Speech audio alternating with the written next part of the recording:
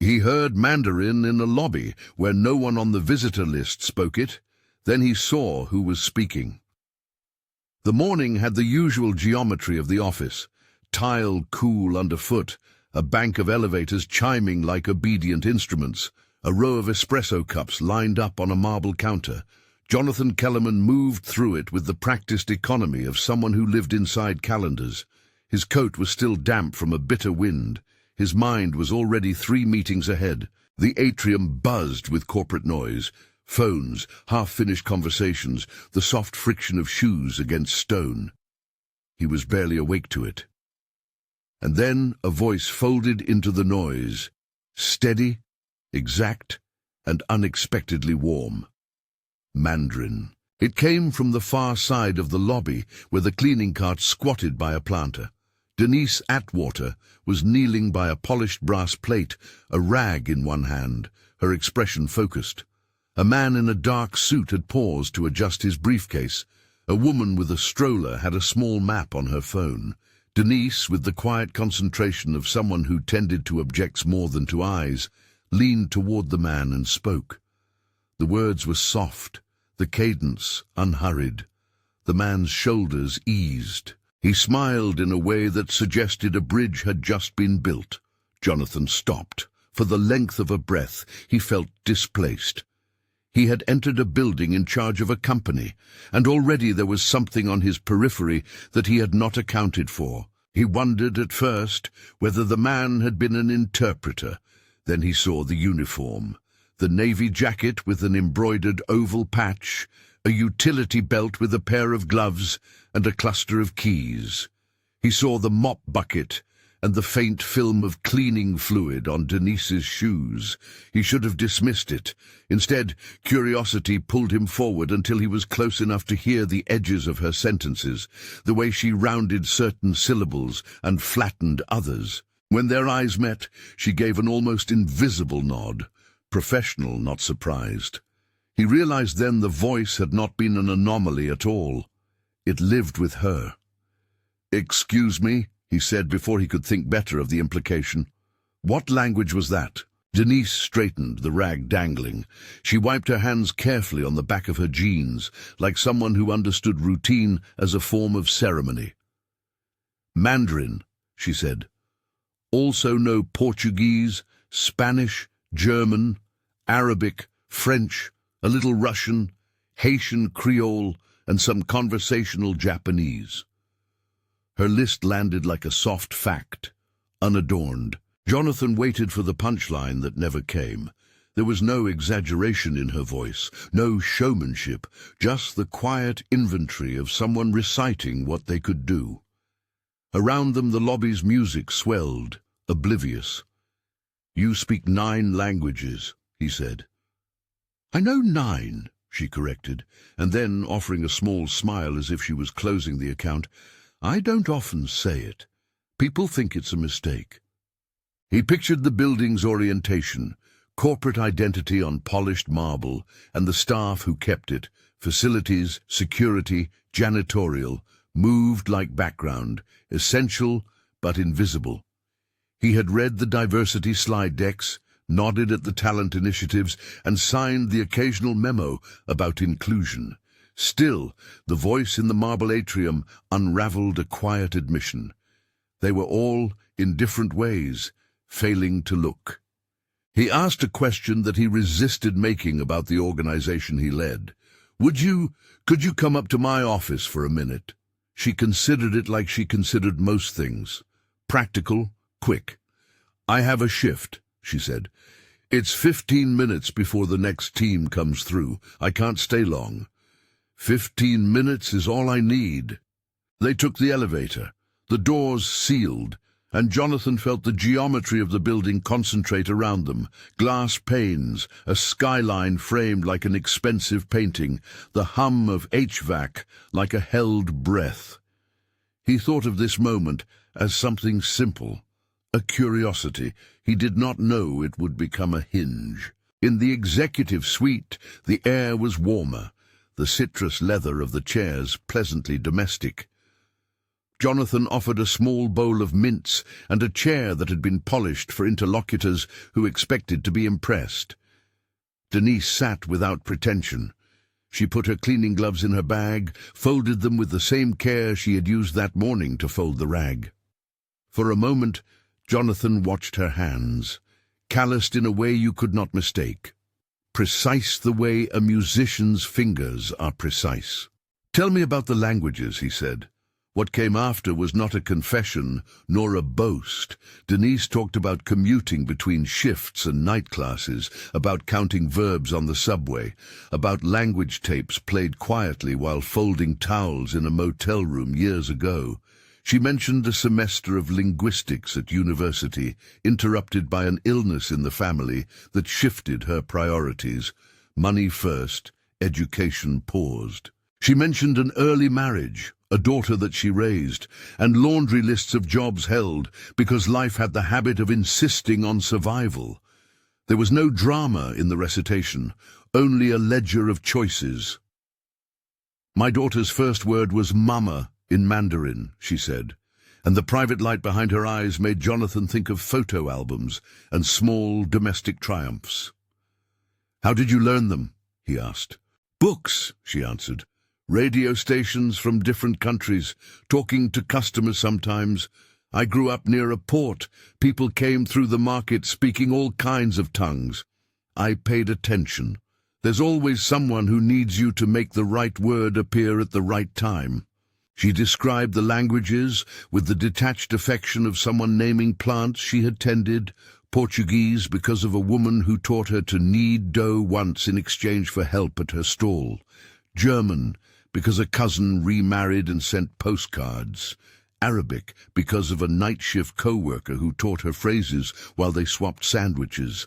It was patchwork learning, disciplined in its own way. There was a strain of practical realism in everything Denise said. She said she enjoyed speaking languages. She said it had occasionally helped a visitor find the right elevator, or a courier locate a mislabeled package. She said the company rarely asked the custodial team to represent itself in visitor matters, and she understood why. The protocol, the security badges, the formalities of corporate hospitality. She did not dwell on that absence. She only named it. Jonathan listened and felt, for the first time in years, the weight of a small embarrassment that had the shape of management blind spots. He had hired Denise's supervisor, Ron, trusted Ron's assessments, and trusted that the organization's systems would surface talent.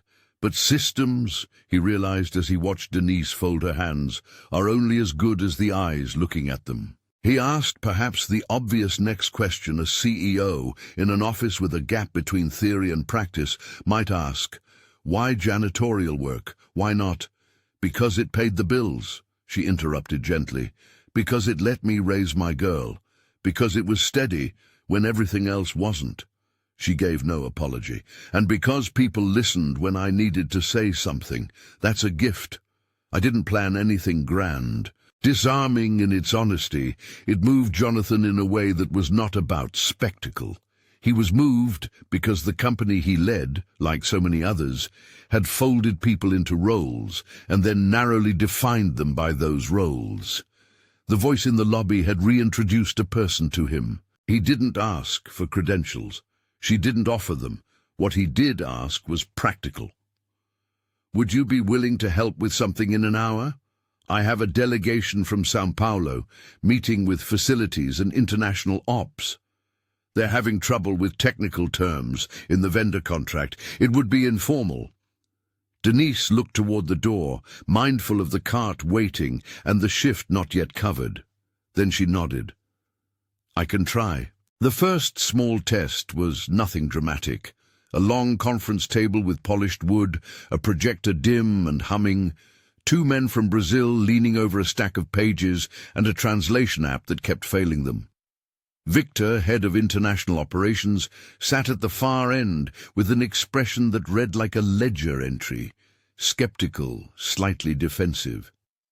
He had been there long enough to know that the organization needed fewer surprises. He had also, wryly, watched as the CEO occasionally indulged in curiosity projects and expected pragmatic results.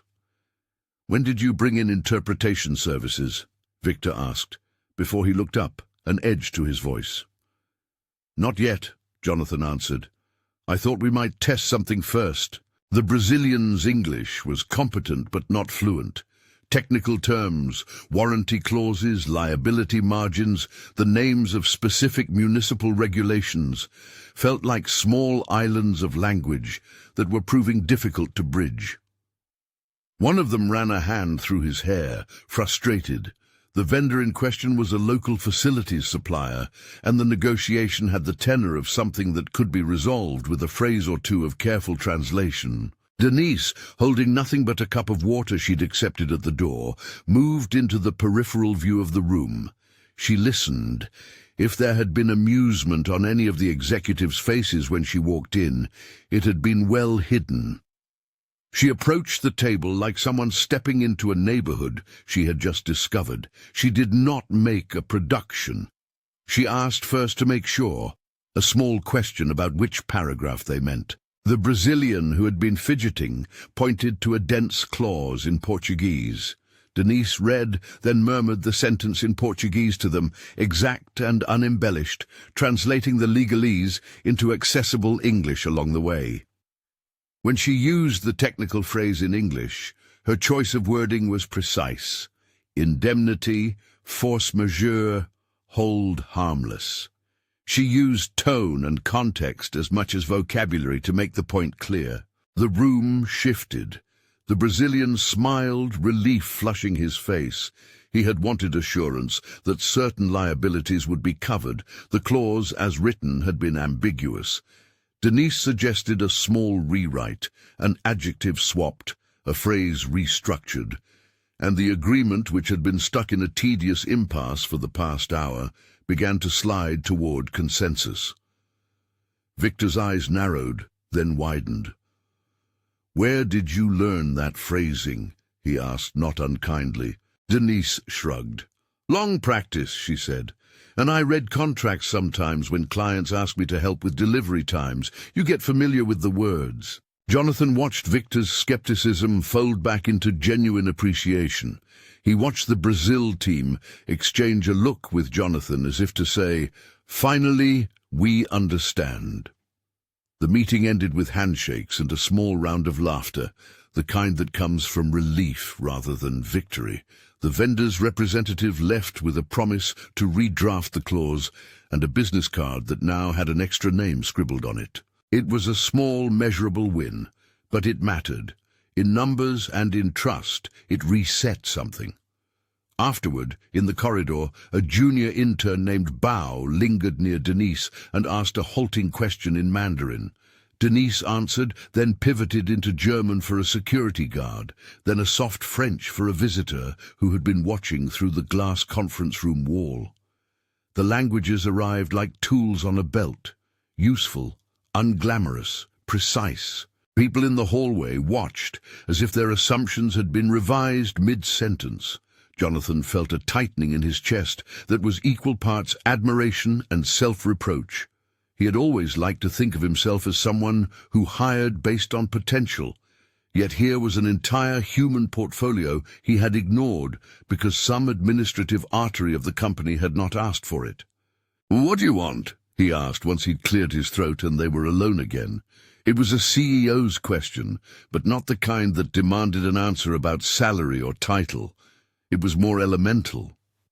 "I want what anyone wants," Denise said, "to be seen for what I can do, to be paid fairly, to have stable hours so my daughter doesn't have to run between places, and if it's possible, to have a little recognition.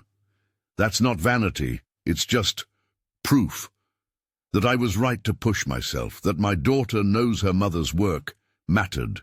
There was a pause, in which both of them thought of the daughter, small, intensely living in Denise's life. Jonathan thought of his own small certainties and of the subtle ways the organization made value visible or invisible.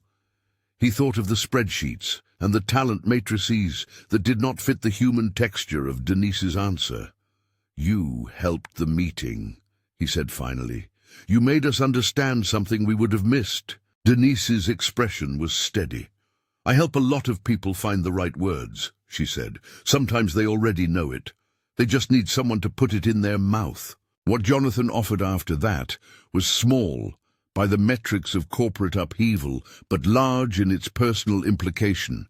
He asked whether she would consider a short-term assignment to assist with international liaisons on an as-needed basis. It would not immediately change her payroll status. HR had a process, and they would need to be mindful. But he promised to make it formal as fast as possible. He offered training if she wanted it, and the chance to sit in on strategy meetings where her voice could be heard. Denise hesitated, measuring practicalities. She asked about shift coverage, about the logistics of gowns and uniforms, about whether her absence would cause trouble for Ron and the team who relied on her. When Jonathan offered to talk to Ron himself, she accepted with a small, grateful nod. Before the offer could take its bureaucratic shape, Victor appeared in the doorway. He had watched, and he had questions. They were not antagonistic so much as suspicious, the kind of scrutiny a manager reserves for disruptions to established systems. "You're serious?" he asked Jonathan. "There are protocols, security, background checks. You can't move someone from facilities into client-facing without the right vetting." Jonathan's jaw tightened around the weight of the word protocol. He had to keep the company functioning. He also had to account for fairness. From the doorway, Victor's skepticism looked like an institutional reflex. It did not feel malevolent. It felt necessary and cautious. She was in a meeting and translated a paragraph that made the difference between a stalled contract and a signed deal, Jonathan said. "That's not an experiment. That's impact." Victor's expression did not soften, but he listened. He asked logistical questions and then, like a man tallying risk, conceded that if it could be handled through proper channels, there was merit in testing it. "Fine," he said, "but if we do this, it goes through HR and security. We document it. We measure outcomes." Jonathan agreed. He promised the metrics, the documentation, the cautious rollout. He felt the relief that comes with merging human curiosity with corporate process. It reassured him in a way he had not expected. Denise left that afternoon with a printed visitor badge fastened to her jacket and a promise from Ron that the shift opposite hers would cover the remaining hour. In the stairwell, she paused, put a hand to a wall that smelled faintly of lemon polish, and laughed softly, more to herself than to anyone.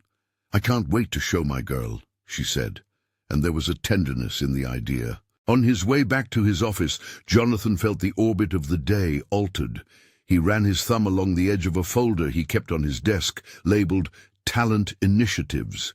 He thought of the charts and the aspirations and how, until that morning, the charts had been diagrams more than people. He made a note to call HR, to be deliberate this time. He did not know then the degree to which one conversation would ricochet through the building. He did not yet know that a small, prudent offer would be framed by some as a radical act. Promotion without an MBA, elevation of a woman whose primary badge had been facilities.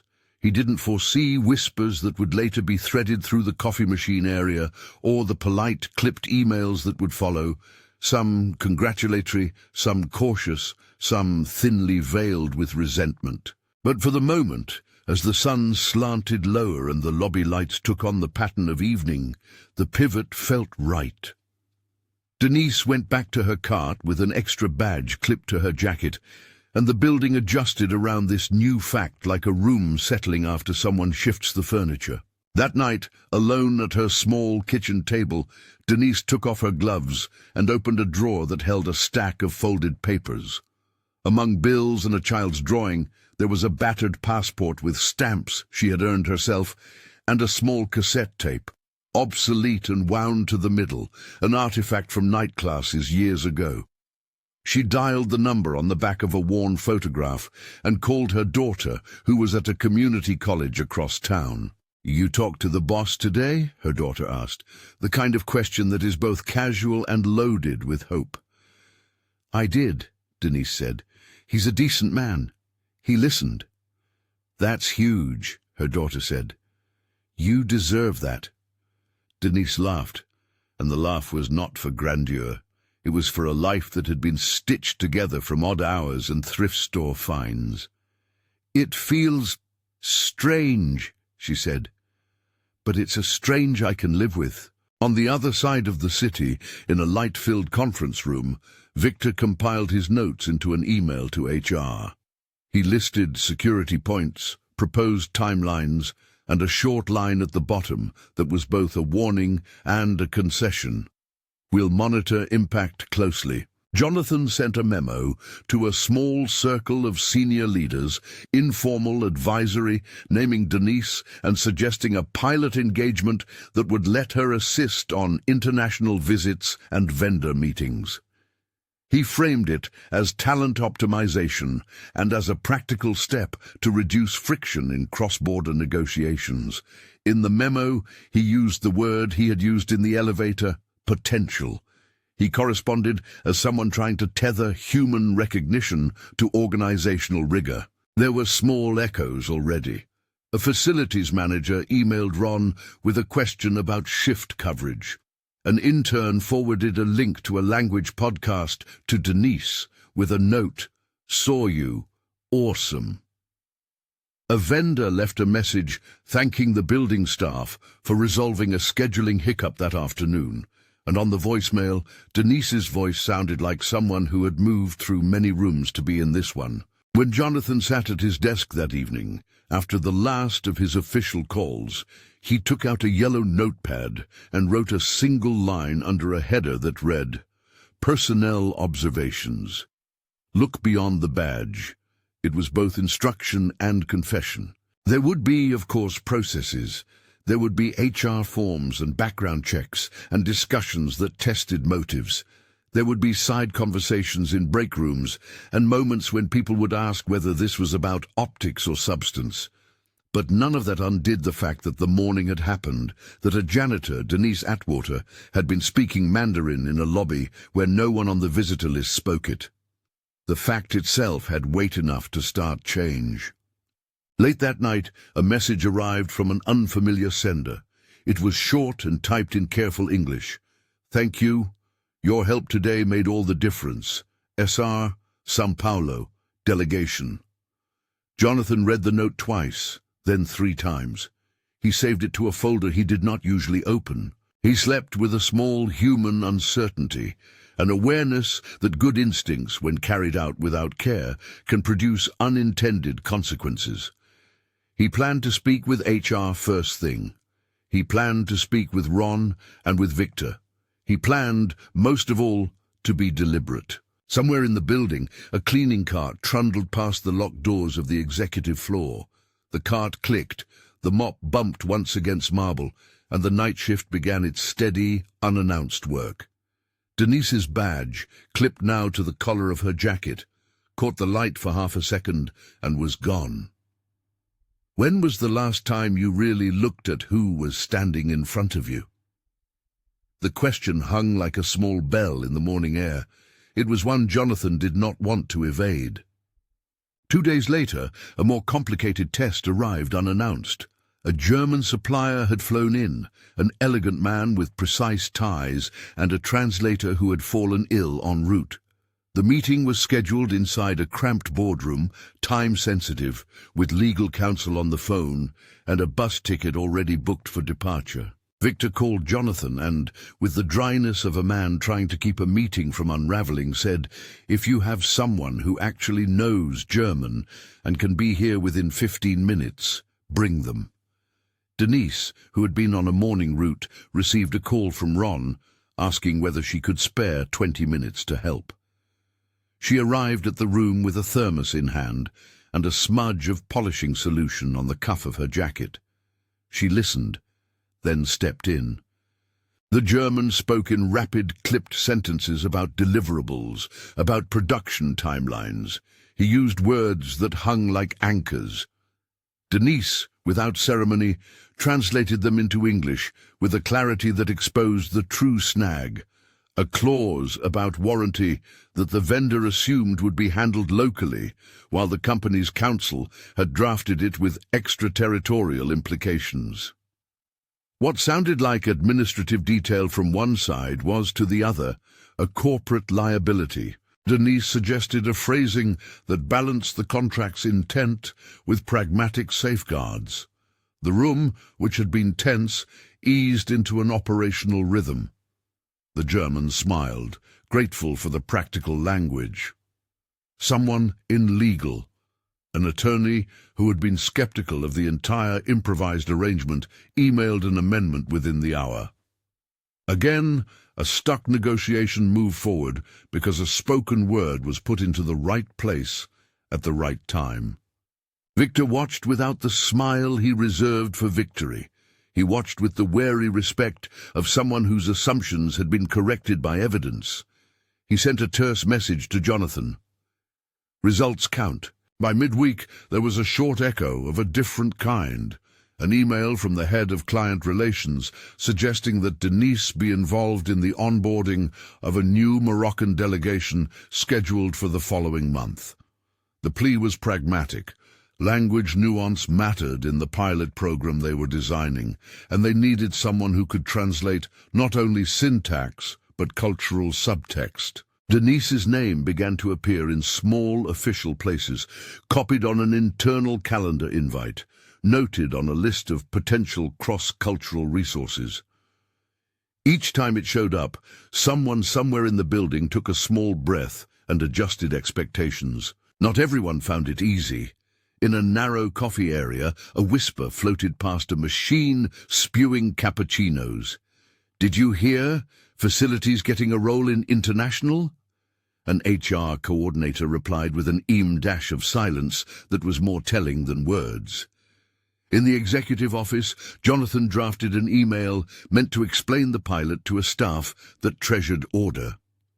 He took pains to write about metrics and safeguards, to underline that the decision was driven by measurable outcomes and not by gesture.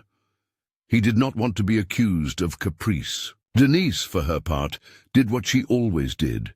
She prepared. She read a short list of municipal regulations relevant to a Moroccan procurement, printed a few phrases in Arabic, and practiced a greeting in German for an upcoming vendor call. She taught herself how to turn a tender clause from confusing to clear in a few sentences. None of it felt showy to her.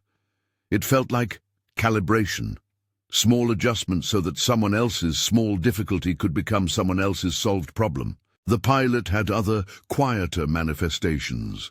An intern left a handwritten note in the mailroom thanking Denise for helping her with a pronunciation for an oral presentation.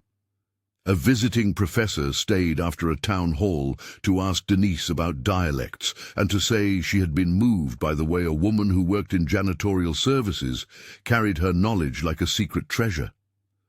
An email chain had already started among junior staffers. Hidden voices. The tag had the mix of a meme and a tiny accountability movement. At his kitchen table, Jonathan found himself thinking about the calculus of leadership. He thought about the small, ordinary gestures that signal where an organization invests attention, whose name gets printed on a slide as an example, whose photo is used on the internal bulletin board.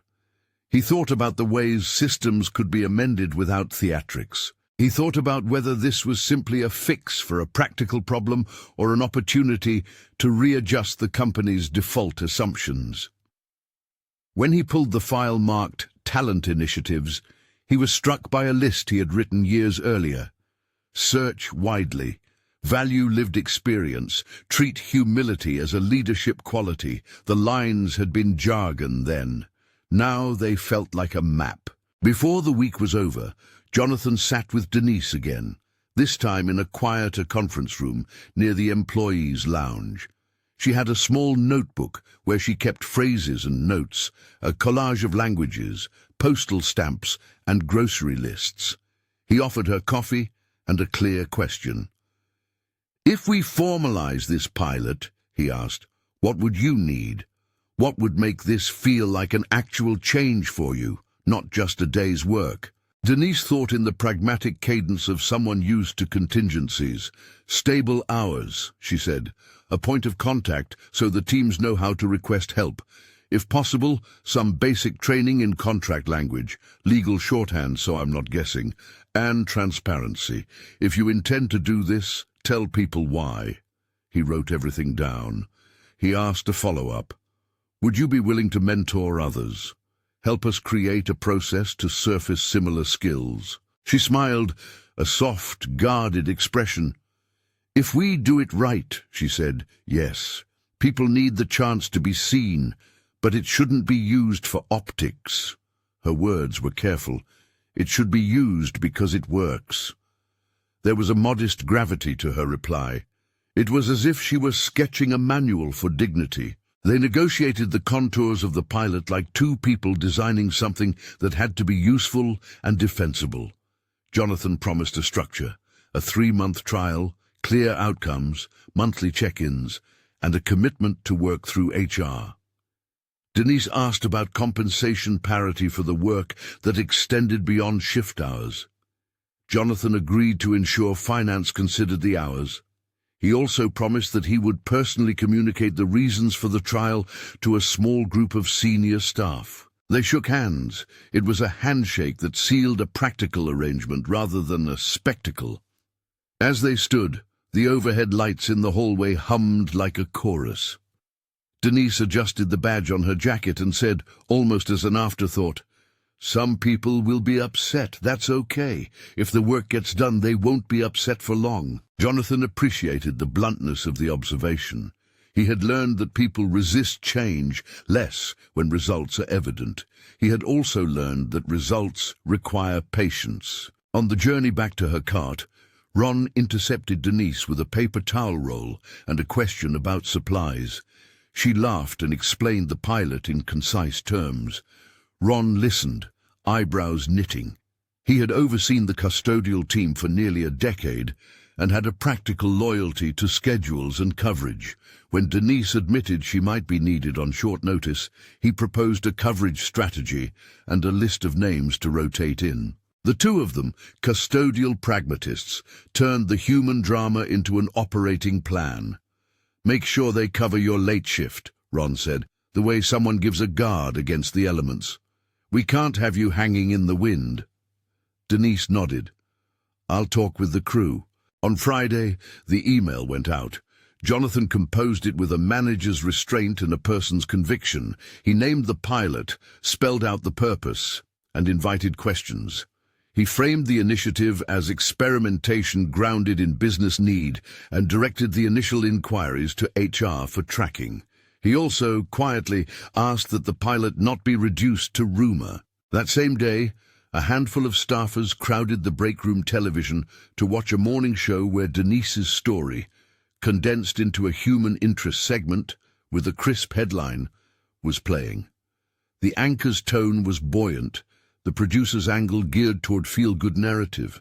Denise's clips slid across screens faster than any memo. The image of her standing beside a cleaning cart while an interviewer asked about languages felt in the polished television version like an emblem of sudden possibility.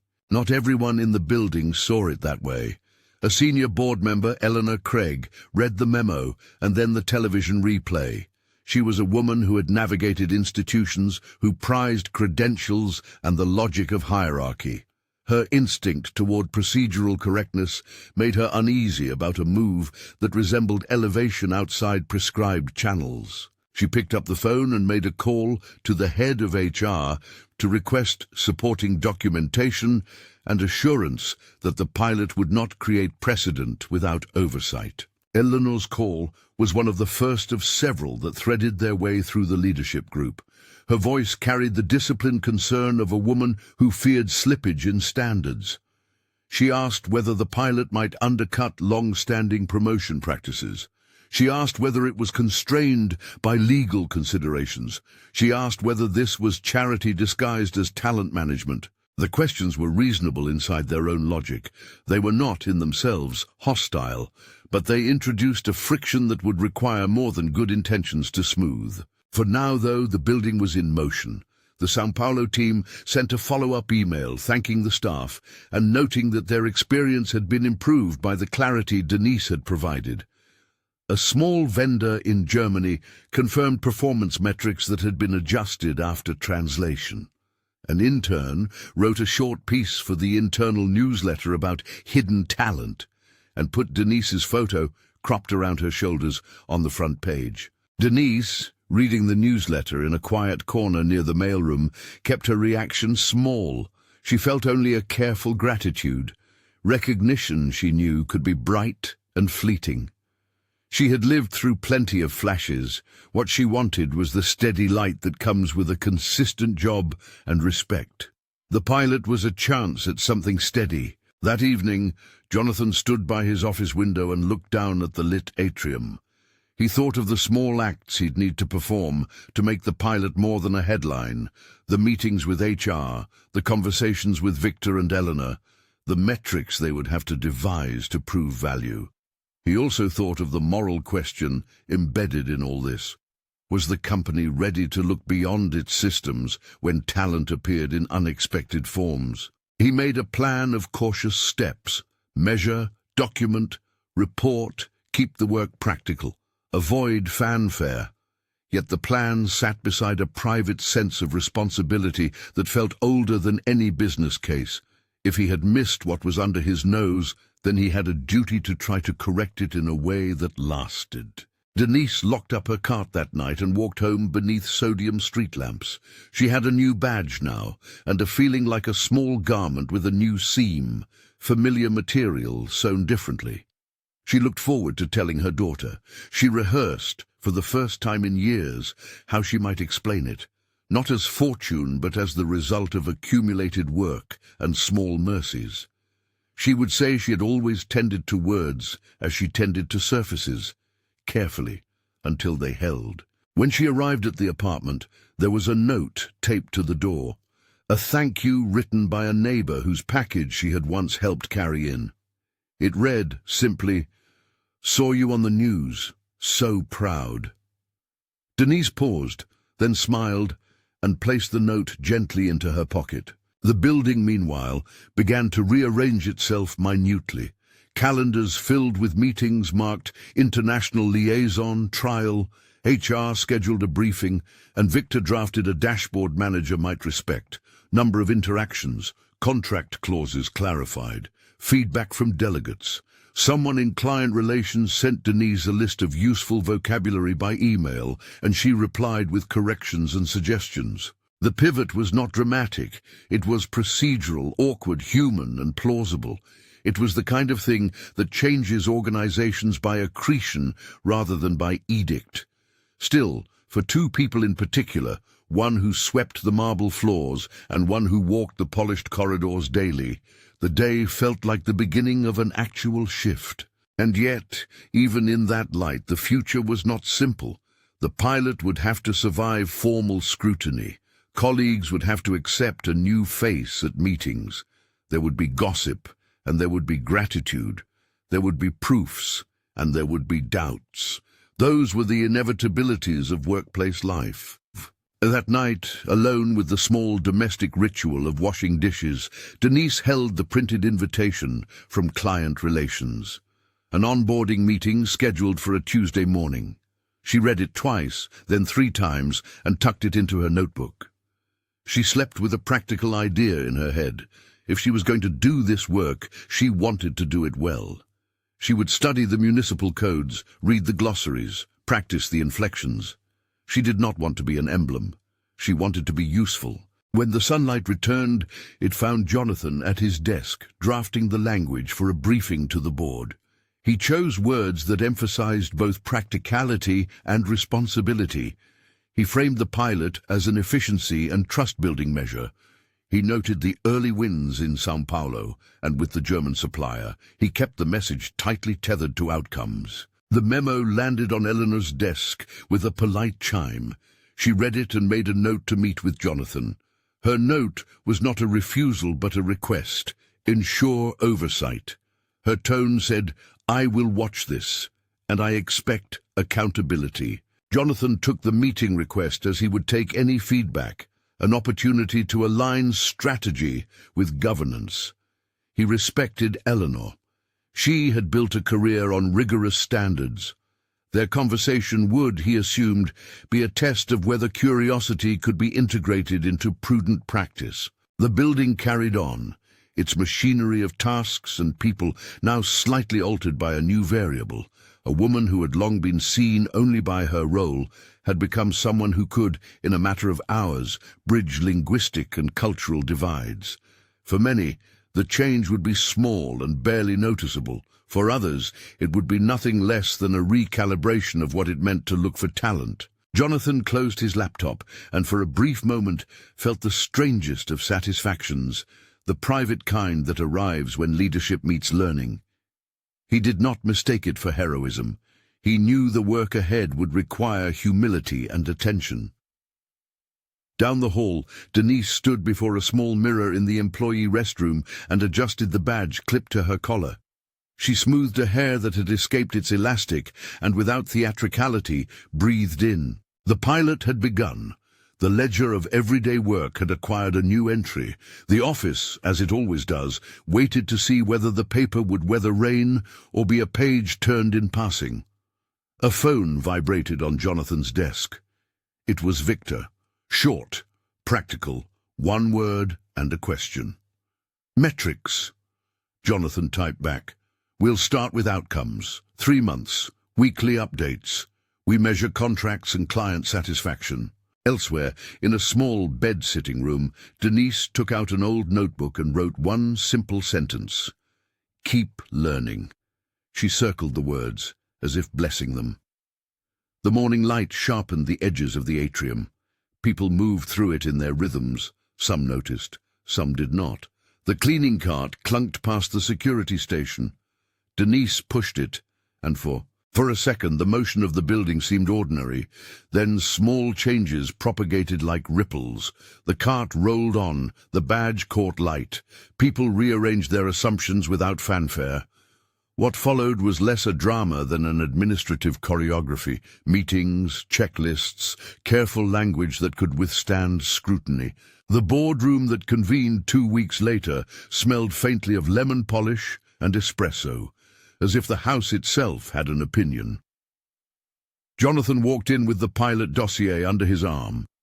Eleanor sat at the head of the table, her attention sharp as a pencil. Around her were heads that represented functions: legal, HR, operations, client relations.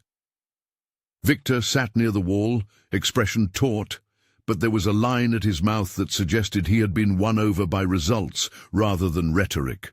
"You promoted a facilities worker into a client-facing role without the usual screening," Eleanor said, not accusatory so much as factual.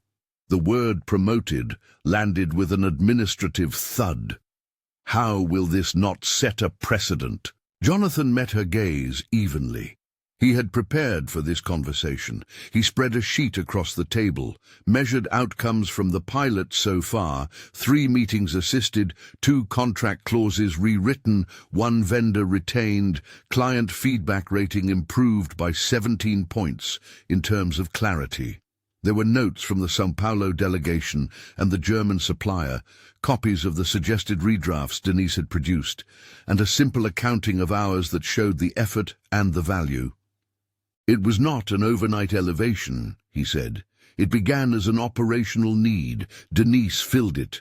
We formalized a pilot, documented impact, and now we're proposing a defined role: cultural liaison, international affairs, on a trial basis with HR oversight, training, and measurable KPIs. Eleanor flipped through the pages with the precision of someone reviewing a contract. "Show me due diligence," she said. "Background checks, training modules, risk mitigation." Victor interjected before Jonathan could answer. "We already ran the security checks," he said. Legal cleared the NDA exposure with the redrafted clauses. We're not proposing to bypass governance. We're proposing a narrow, controlled process that we can scale if it proves consistent. Eleanor's eyes softened only infinitesimally. My concern, she said, is the message. We must ensure this is not mistaken for a PR moment. Merit must be visible and replicable.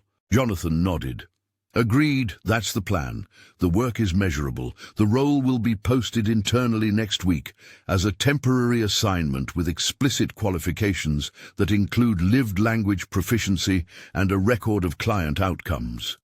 Denise has asked for training, stable hours, and for transparency. We're building the program to answer precisely those demands. Silence held for a beat, then the room shifted toward procedure.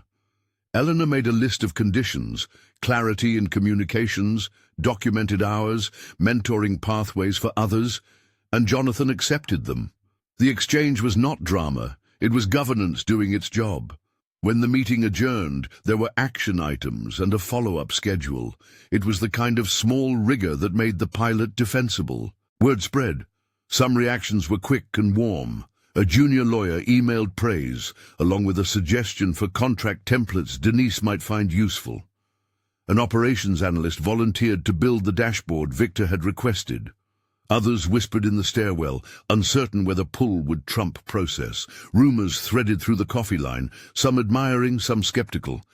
It was the texture of real change, messy, uneven, human.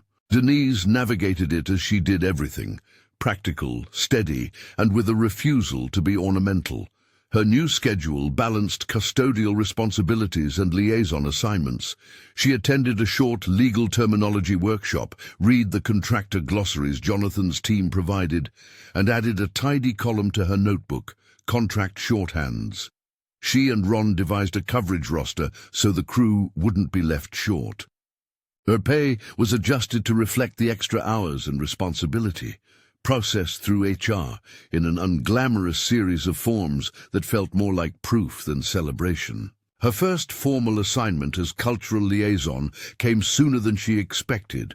A Moroccan delegation had a complex procurement issue involving cultural nuances around payment terms. Denise studied the briefing packet on the tram to the meeting, thumbed her notebook open during a short bus stop, and arrived with an economy of movement. In the room, she listened more than she spoke. She asked one clarifying question about intent, a small, perfectly placed inquiry that revealed a misalignment between the delegation's assumptions and the company's template. She translated not merely words, but context. What a phrase implied about trust in business relationships, what a payment term suggested about cash flow expectations. The translator at the table had excellent technical Mandarin, but lacked the idiomatic reach to express nuance in Arabic and French that cut across Moroccan professional etiquette. Denise moved between languages with the unpatronizing precision of someone who had lived inside multilingual neighborhoods. She suggested a line of phrasing that reoriented the payment schedule to match cultural expectations while preserving the company's legal position. The negotiation resumed with steadier pages. The delegation left with a sense that they had been properly understood. Legal filed a careful memo, and client relations logged a small but meaningful uptick in satisfaction. The metrics, contracts clarified, time saved, vendor retention, continued to accumulate. Victor made good on his promise to document outcomes. A dashboard tabulated interactions, contract amendments influenced, delegate feedback. It transformed anecdote into evidence. The more tangible it became, the less room there was for reductive commentary. Still, resistance lingered in subtler forms. A few managers fretted about precedent. An email thread debated long-term headcount implications. In a corridor, someone muttered that the company had better things to spend on team lunches. Denise met these undercurrents with the same economy she used for mop handles. She addressed practical objections, offered to document protocols, and recommended training modules that could be taught to others. One afternoon, Eleanor asked Jonathan for a private conversation. They walked the atrium where the light slanted golden through the glass. "I admit," she said, "I underestimated the value of lived experience. But I also worry about an ad hoc approach. If we are to surface hidden talent, we must institutionalize it without creating exceptions." Jonathan listened. "That's the point," he said. "Not exceptions, a system that recognizes skill wherever it sits. We're piloting Voice Inside, an initiative to audit the organization for language and cultural competencies. Denise will be central to it, not as a token, but as a leader. We'll create a pathway for others." Eleanor paused, considering the phrase. "If it is rigorous, and if it produces replicable outcomes, I will support it." Months later, Voice Inside launched as a formally chartered program. Its mission was simple: locate linguistic and cultural competence within the company, develop pathways to apply it where business needs met human skills, and create training so those skills could be amplified. Denise co-led the first cohort, teaching interns and members of the facility staff how to document and present lived competencies. Bao, the intern who had once watched her in the corridor, became one of her first mentees. They sat in small rooms lined with maps and language guides, annotating phrases and role-playing negotiation scenarios. The work was methodical and patient. It was not a flash, but a curriculum. The program produced concrete wins. An email thread in legal flagged that a Moroccan vendor had renewed with clearer terms after Denise's mediation. Client relations reported smoother onboarding with new delegations. Interns who had been encouraged to list non-traditional skills on internal applications found interviews opening. The dashboard showed steady improvements: fewer stalled deals, higher client clarity scores, and an increased rate of internal referrals for Voice Inside resources. Recognition arrived in small human gestures. A plaque was installed in a modest conference room that Denise had used early and often, the Atwater room, Intel Liaison. Pilot. Jonathan insisted the plaque be understated. No fanfare, just a name and the year. Denise, when she saw it, touched the metal with the